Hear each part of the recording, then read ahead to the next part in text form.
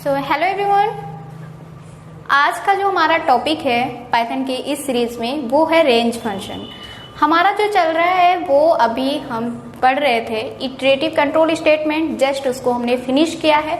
But iterative control statement में while and for loop होता था, तो उसमें रेंज फंक्शन को, फॉर लूप में रेंज फंक्शन को यूज करते हैं किसके लिए? एक सीक्वेंस को प्रिंट करवाने के लिए। ओके, सो पहले देखते हैं फर्स्ट ऑफ ऑल कि रेंज फंक्शन होता क्या है। रेंज फंक्शन, अब हमारा जो रेंज होता है एक सीक्वेंस प्रिंट करवाने के लिए होता है कि जैसे हमें कोई वैल्यू चाहिए 0 to लेकर 10 तक, हमारे तो क्या करना है कि 0 से लेकर 10 तक वैल्यू हमें sequentially without skip any digit हमें क्या चाहिए? पूरा सीक्वेंस चाहिए। ओके, तो अगर हम कहते हैं कि हमने एक कोई प्रोग्राम बनाया, प्रिंट करवा दिया, रेंज हमने ले लिया 5,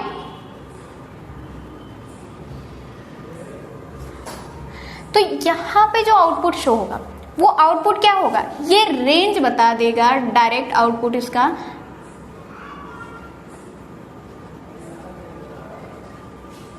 रेंज 0 to 5। हमें ये नहीं चाहिए, इसमें क्या बता रहा है? ये रेंज बता रहा है कि 0 to 5, बट हमें ये चाहिए कि हमें प्रिंट करवाना है 1 2 3 4 5 एटसेट्रा, जितने भी डिजिट आपके ऊपर डिपेंड करता है।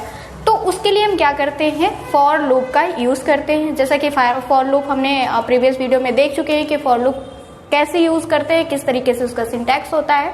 ओके, तो यहाँ पे मैं बोलती हूँ कि एक फॉर लूप, एक कोई वेरिएबल ले लिया x नाम से और उसमें हमने रेंज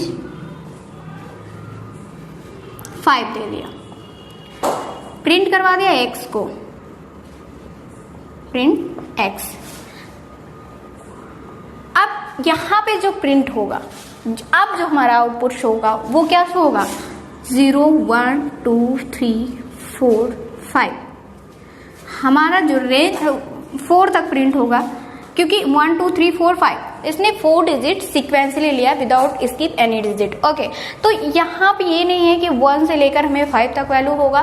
तो कहने का मतलब क्या है कि यहाँ पे जो रेंज फंक्शन है वो हमारा बाय डिफॉल्ट वैल्यू 0 से एक्सेप्ट करता है। देन हमारा कहाँ तक चलता है लूप? n-1 तक। Range function 0 to n-1 means आपने लिया 5 हमारे यहाँ पे n है, यहाँ पे जो प्रिंट हो रहा है n-1 4। ओके, आई होप ये समझ में आया होगा। बट अगर मैं चाहती हूँ कि हमें क्या 1 2 3 4 5 वैल्यू प्रिंट करवाना है, 0 से स्टार्ट ना हो, 0 से ना स्टार्ट होके हमें क्या 1 से स्टार्ट होना चाहिए, तो हम यहाँ पे क्या कर सकते हैं? x+1।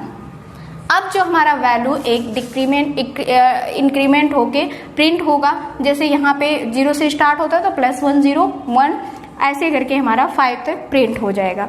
तो ये हमारा जो था अरेंज के बारे में कि हमने देखा क्या कि ये एक सीक्वेंस प्रिंट करवाता है और फॉर लूप में रेंज फंक्शन को यूज कैसे करते हैं।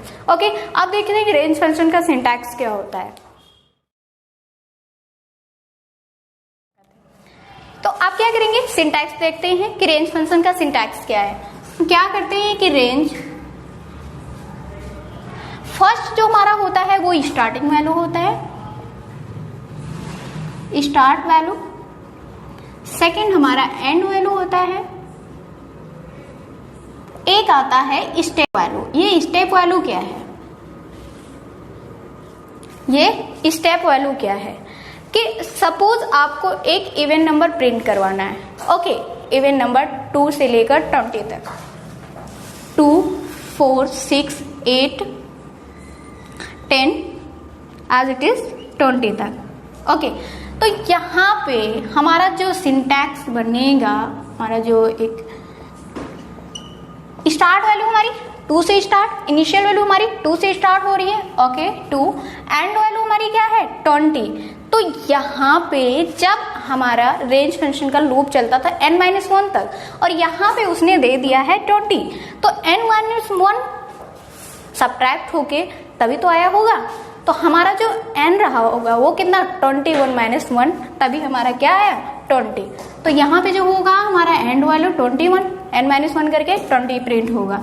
और यहाँ पे स्टेप वैल्यू मतलब ये होता है कि कितने डिजिट हम आगे चल रहे हैं। मीन्स यहाँ पे अगर 2 है, देन 4 आया, देन 6 आया, जो हमारा गैप है, जो हमारा स्पेस है 2 डिजिट के बीच में, वो हमारा क्या इंक्लूड करेगा, स्टेप वैल्यू को।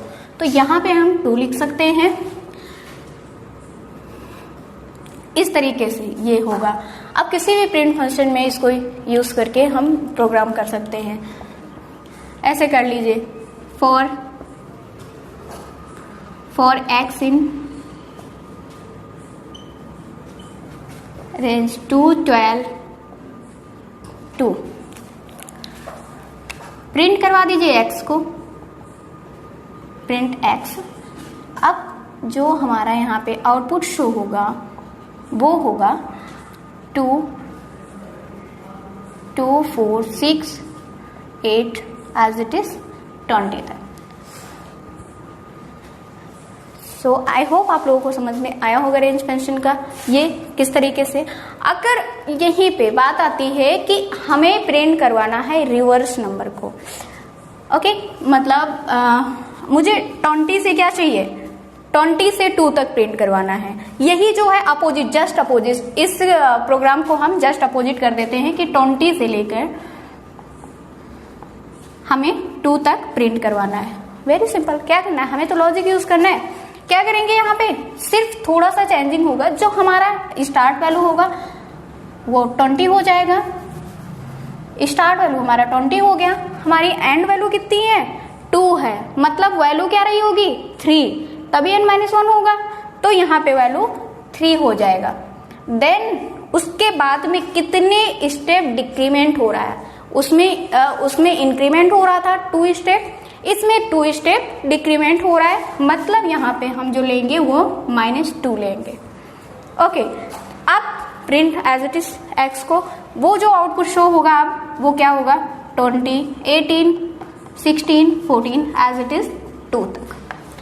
तो सो रेंज फंक्शन आप लोगों को समझ में आ गया होगा। एक छोटा सा टॉपिक था, इम्पोर्टेंट था, और इसलिए इसको कि फॉर लूप में हम रेंज फंक्शन को कैसे यूज करते हैं। अब जितना भी हमने फॉर लूप में इटरेटिव कंट्रोल स्टेटमेंट में पढ़ाया है उसका एग्जीक्यूशन करवाइए एंड देखिए। सो गाइस, मिलते हैं नेक्स्ट वीडियो में नेक्स्ट टॉपिक के साथ, तब तक के लिए बाय बाय, टेक केयर।